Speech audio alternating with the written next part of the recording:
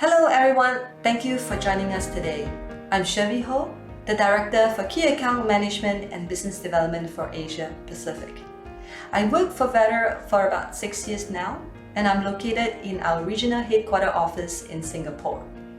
I'm spearheading a team across border with different culture understanding and background.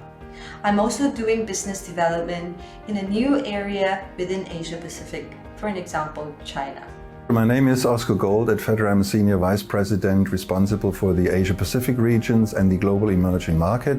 Vetter has been active in Asia since many years, and recently, following a reorganization, we gave it more focus by establishing this separate division. So as the business portfolio of projects is growing, we follow and try to put the appropriate resources into the Asia Pacific region. And our core business is the aseptic filling and packaging of complex, technically challenging compounds and APIs. Many of them are biologics, close to 80%.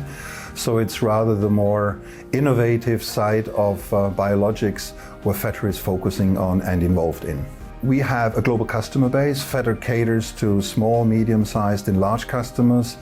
We're very happy to have literally 20 of the globally largest biopharmaceutical companies as customers.